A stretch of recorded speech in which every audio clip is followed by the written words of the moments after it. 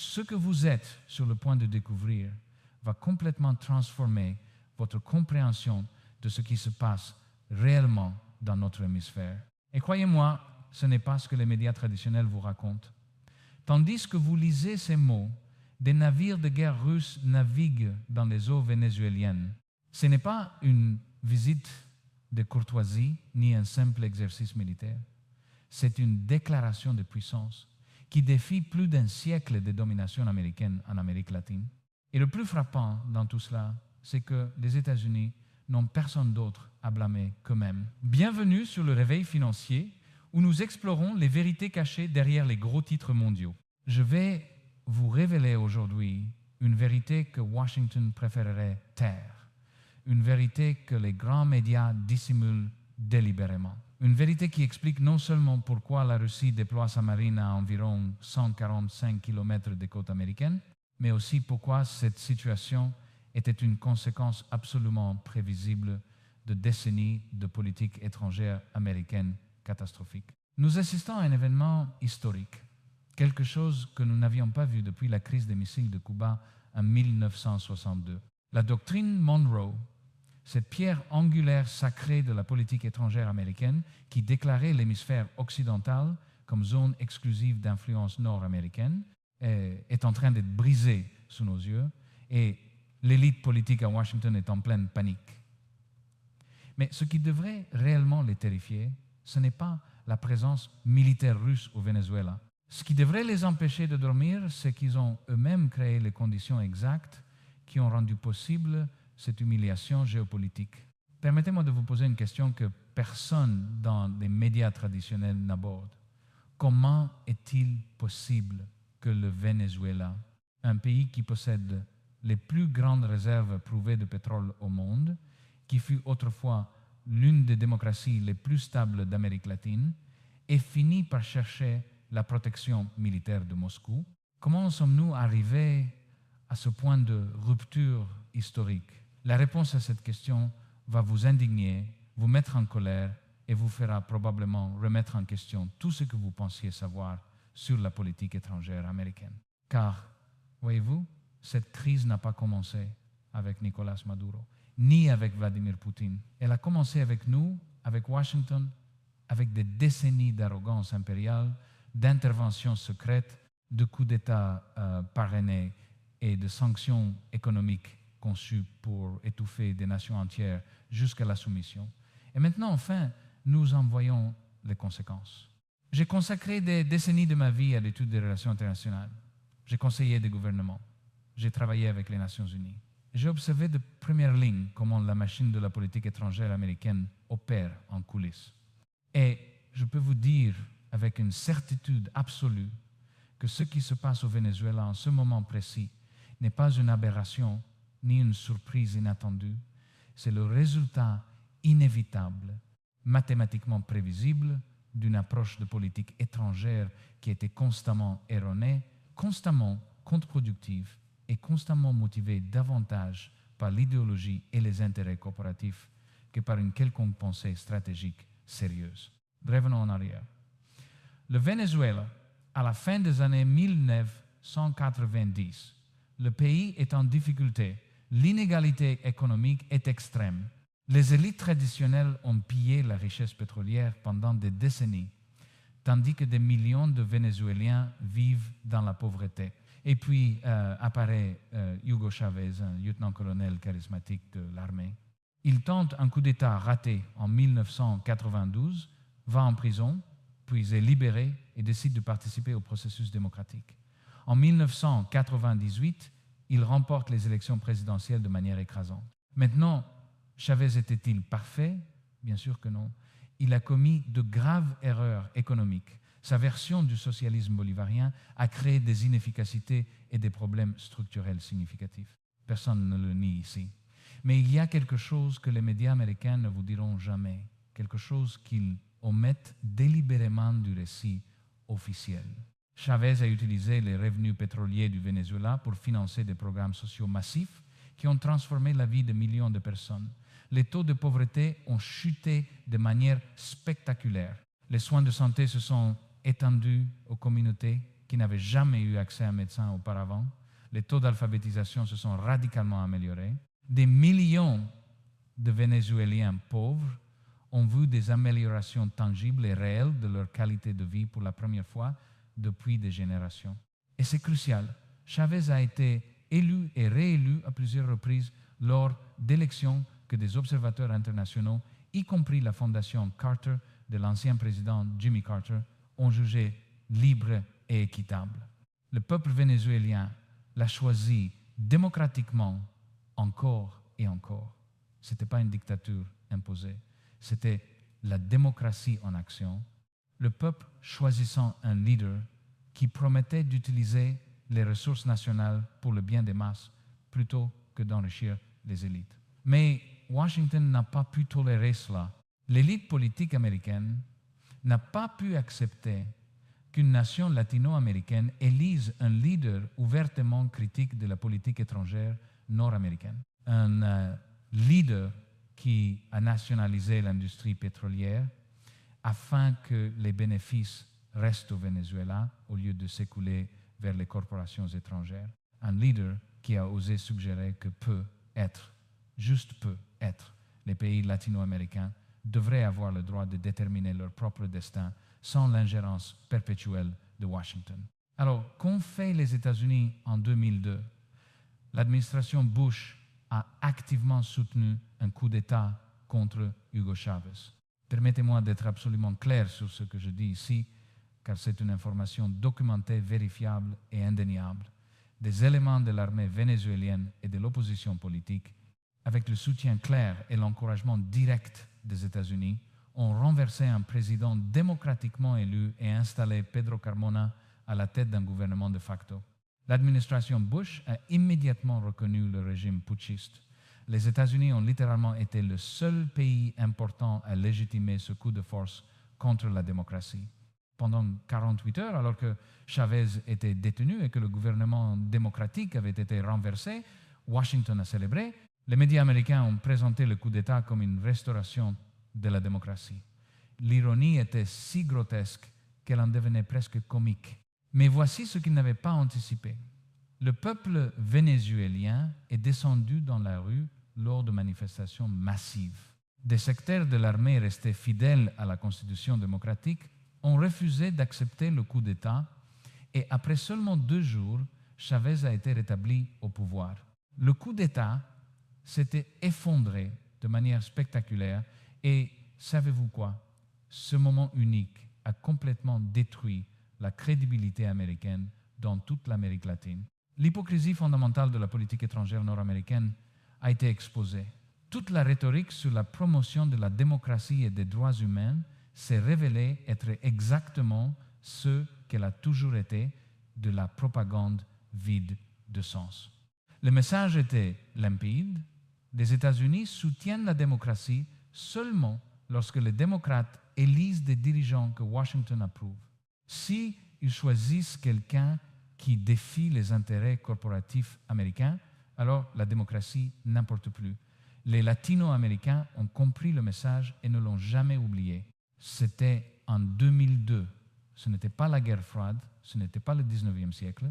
Nous étions censés avoir dépassé cette étape d'intervention flagrante, mais il est clair que nous n'avions rien appris.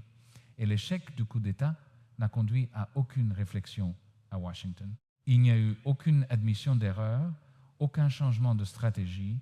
Au lieu de cela, les États-Unis ont simplement changé de tactique. S'ils ne pouvaient pas renverser Chavez directement, ils le feraient par d'autres moyens. Ils ont commencé à financer massivement des groupes d'opposition vénézuéliens via le National Endowment for Democracy et l'USAID, des organisations qui, bien que paraissant bienveillantes, fonctionnent en réalité comme des bras déguisés de changement de régime. Ils ont imposé des sanctions économiques de plus en plus sévères, isolé diplomatiquement le Venezuela et fait pression sur d'autres pays pour qu'ils coupent leurs liens commerciaux. Maintenant, c'est là que le récit devient vraiment dangereux. Quand vous entendez des responsables américains et les principaux médias parler du Venezuela, ils vous présentent une histoire simple. Le socialisme a détruit le pays. Le gouvernement de Maduro a ruiné l'économie par l'incompétence et la corruption. Le Venezuela s'est effondré sous le poids de sa propre mauvaise gestion. Les étagères des magasins sont vides, il y a de l'hyperinflation, les gens meurent par manque de médicaments, des millions ont fui comme réfugiés, et tout cela est la faute du socialisme et de l'autoritarisme. Cette version de l'histoire est pratique, simple, facile à vendre, et elle est fondamentalement trompeuse, car elle omet délibérément le rôle absolument central qu'ont joué les sanctions économiques américaines dans la création puis l'aggravation spectaculaire de la catastrophe humanitaire au Venezuela. Les sanctions économiques ne sont pas un outil diplomatique doux ni un simple instrument de pression. Elles sont une guerre économique totale. Elles sont conçues spécifiquement pour détruire l'économie d'un pays, pour rendre la vie de la population civile si insupportable qu'elle finira par se soulever et renverser son gouvernement. C'est un changement de régime par strangulation économique. Et dans le cas du Venezuela, cela a été absolument catastrophique. Lorsque les États-Unis sanctionnent le secteur pétrolier vénézuélien, qui représente essentiellement toute l'économie du pays, lorsqu'ils coupent l'accès du Venezuela au système financier international, lorsqu'ils menacent de sanctions secondaires toute entreprise ou pays qui oserait faire des affaires avec Caracas, ils cherchent délibérément à provoquer des souffrances massives parmi la population civile. La théorie non déclarée, mais évidente, est simple. Si nous rendons les choses suffisamment horribles pour les gens ordinaires, ils se révolteront et renverseront le gouvernement que les États-Unis veulent éliminer. C'est l'aspect que la plupart des Américains ne comprennent pas à propos des sanctions économiques. Elles ne nuisent pas principalement au gouvernement. Les dirigeants autoritaires et leur cercle intime ont généralement accès aux ressources et peuvent se protéger des conséquences. Nicolás Maduro et ses alliés proches vivent toujours confortablement, ont accès à des aliments importés, à des soins médicaux de qualité, à tous les luxes qu'ils désirent. Les sanctions ne les affectent pas vraiment. Alors, qui les sanctions détruisent-elles? Les gens ordinaires. Les mères qui ne peuvent pas trouver de lait maternisé, les diabétiques qui ne peuvent pas obtenir d'insuline, les patients atteints de cancer qui ne peuvent pas accéder à la chimiothérapie, les familles qui voient leurs économies s'évaporer à cause de l'hyperinflation, les travailleurs dont les emplois disparaissent lorsque les entreprises s'effondrent parce qu'elles ne peuvent pas importer de matières premières ou exporter de produits, les jeunes qui voient leur avenir détruit et prennent la décision désespérée de fuir le pays, marchant des milliers de kilomètres à travers des jungles et des déserts, risquant la violence, l'exploitation et la mort. Les sanctions américaines ont tué des dizaines de milliers de Vénézuéliens.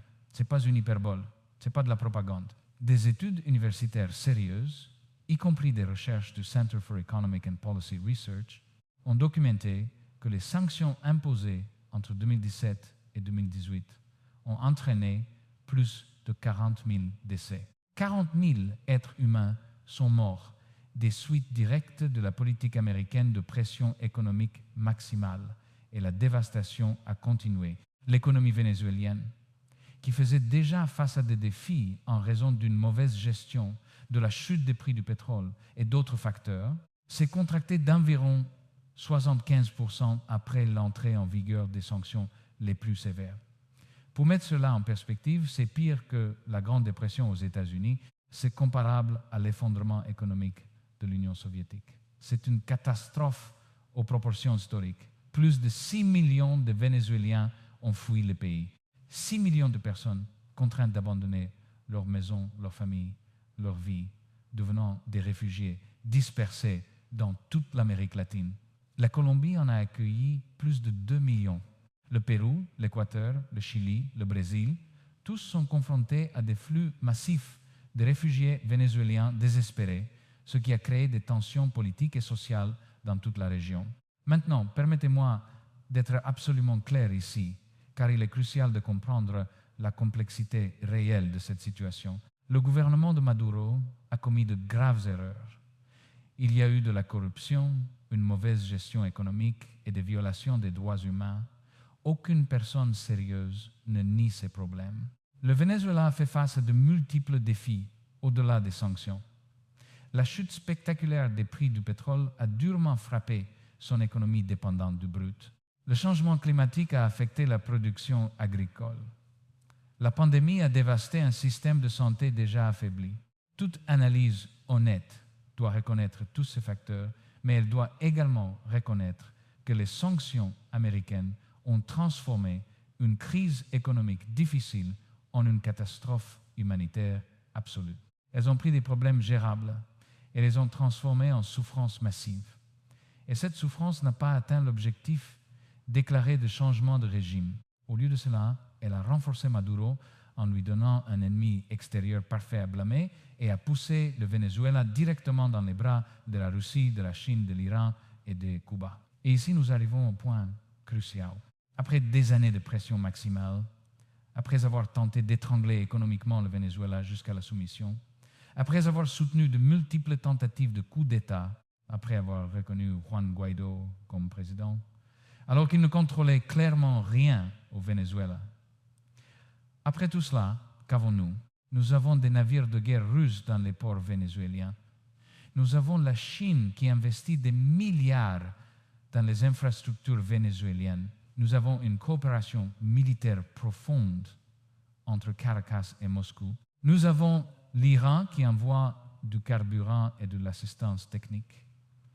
Nous avons exactement le résultat opposé à celui que nous étions censés rechercher. Vladimir Poutine n'est pas stupide. Il a reconnu l'opportunité que les États-Unis lui offraient sur un plateau d'argent. Le Venezuela, isolé par Washington, sanctionné jusqu'à l'effondrement, désespéré de trouver un partenaire international prêt à défier les menaces américaines, était prêt pour toute puissance offrant un soutien. Et la Russie est intervenue avec plaisir. Maintenant, Moscou dispose d'une base d'opération dans l'hémisphère occidental. Elle a accès aux énormes réserves pétrolières vénézuéliennes. Elle a un allié stratégique qu'elle peut utiliser pour irriter et distraire les États-Unis. Elle dispose d'installations où elle peut déployer des systèmes d'armes, effectuer des entraînements militaires, établir des capacités de renseignement et de surveillance. Tout cela à environ 145 km des côtes américaines. La doctrine Monroe est morte et les États-Unis l'ont tuée avec leur propre arrogance et leur incompétence stratégique. Pendant plus d'un siècle, Washington a opéré sous l'hypothèse que l'hémisphère occidental était son arrière-cour exclusive, où aucune puissance étrangère n'avait le droit de projeter son influence. Cette ère est révolue et elle a pris fin parce que les États-Unis ont poussé une nation après l'autre dans les bras de leurs adversaires géopolitiques. Ce n'est pas seulement le Venezuela. Regardez Cuba, où 60 ans d'embargo et d'hostilité n'ont absolument rien accompli, si ce n'est de renforcer le gouvernement cubain et de lui offrir une excuse permanente pour tout problème économique. Regardez le Nicaragua, qui s'est également rapproché de la Russie et de la Chine après des années de pression américaine. Regardez la Bolivie, où les États-Unis ont soutenu un coup d'État contre Evo Morales en 2019 pour voir son parti revenir au pouvoir lors d'élections démocratiques un an plus tard. Le schéma est clair et constant. Les États-Unis identifient des gouvernements en Amérique latine qui ne correspondent pas à leurs préférences. Ils mettent en œuvre des sanctions, financent l'opposition, soutiennent des coups d'État secrets ou ouverts. Ces efforts échouent ou produisent des résultats contre-productifs. Les pays affectés se rapprochent de la Russie, de la Chine ou d'autres puissances désireuses de défier la domination américaine et Washington se retrouve avec moins d'influence, moins de crédibilité et plus d'adversaires qu'auparavant. C'est une incompétence stratégique d'un niveau historique, mais le plus frustrant, c'est que c'est entièrement prévisible. N'importe qui, ayant une connaissance de base de l'histoire internationale, aurait pu anticiper ces résultats. Lorsque vous écrasez économiquement un pays, lorsque vous tentez de renverser son gouvernement, lorsque vous lui refusez toute alternative, sauf la soumission totale ou l'isolement complet, ce pays va chercher des alliés là où il peut en trouver. Et au XXIe siècle, il existe de multiples puissances désireuses et capables de fournir ce soutien. Alors, que devraient faire les États-Unis? La réponse est simple en principe, Bien que politiquement difficile en pratique, nous avons besoin d'un changement fondamental dans notre approche de la politique étrangère. Nous devons reconnaître que nous vivons dans un monde multipolaire, où d'autres nations ont des intérêts légitimes qui entrent parfois en conflit avec nos préférences. Et c'est acceptable. Nous devons accepter que nous ne pouvons ni ne devons tenter de contrôler qui gouverne chaque pays du monde. Nous devons lever les sanctions contre le Venezuela. Nous devons pratiquer une véritable diplomatie, ce qui signifie négocier avec des personnes avec lesquelles nous ne sommes pas d'accord, trouver des compromis mutuellement acceptables, respecter la souveraineté des autres nations. Nous devons reconnaître que le changement politique durable ne peut venir que de l'intérieur d'un pays. Il ne peut être imposé de l'extérieur par la force ou la guerre économique. Ce n'est pas de la faiblesse, ce n'est pas de l'apaisement, c'est une sagesse stratégique fondamentale qui reconnaît les limites du pouvoir américain et les coûts massifs de l'excès impérial. C'est comprendre que la stabilité et la coopération servent bien mieux nos intérêts à long terme que la domination et le contrôle, qui sont de toute façon insoutenables. Mais voici le problème. Les incitations à Washington poussent dans la direction opposée. Les politiciens peuvent facilement marquer des points en se montrant durs envers les dictateurs et en défendant la démocratie, peu importe à quel point cette posture est hypocrite ou contre-productive. L'establishment de la politique étrangère est rempli de personnes dont toute la carrière est basée sur la prémisse que le pouvoir américain doit être utilisé agressivement pour remodeler le monde à notre image. Les contractants de la défense bénéficient de l'instabilité mondiale et de l'accumulation militaire continue. Les médias corporatifs remettent rarement en question les hypothèses fondamentales derrière notre politique interventionniste. Ils ne débattent que des tactiques et du calendrier. Et le coût de tout cela est stupéfiant. Des milliers de milliards de dollars dépensés dans des guerres interminables et des interventions militaires. Des millions de vies détruites en Irak, en Afghanistan, en Libye, en Syrie et dans d'autres pays où nos interventions ont créé le chaos. Des flux massifs de réfugiés qui déstabilisent nos alliés en Europe. Des opportunités manquées de coopérer sur des défis existentiels tels que le changement climatique, les pandémies et la prolifération nucléaire, parce que nous sommes trop occupés à tenter de renverser des gouvernements. L'érosion du droit international et des institutions que les États-Unis ont contribué à créer lorsque nous agissons unilatéralement et ignorons les règles que nous attendons des autres, et peut être le plus significatif, l'ascension de la Chine comme alternative mondiale au système dirigé par les États-Unis. Des pays du monde entier, lassés des menaces, des sanctions et des interventions américaines, cherchent des alternatives et Pékin est heureuse de les fournir sans les conditions politiques, sans les exigences de changement de régime, sans l'arrogance impériale qui caractérise la politique américaine. La situation au Venezuela, avec des navires de guerre russes dans ses ports et des millions de réfugiés fuyant l'effondrement économique, est un monument à l'échec de la politique étrangère américaine. Nous avons fait cela, pas entièrement, pas seul, mais nous avons joué un rôle absolument central dans la création de cette crise. Et tant que nous ne serons pas prêts à l'admettre, à changer de cap, à tenter quelque chose de radicalement différent, nous continuerons à faire face à des crises similaires partout dans le monde. Nous continuerons à créer des ennemis là où nous pourrions avoir des partenaires. Nous continuerons à renforcer nos adversaires en poussant les pays menacés directement dans leurs bras. Nous continuerons à saper l'ordre international même que nous prétendons défendre.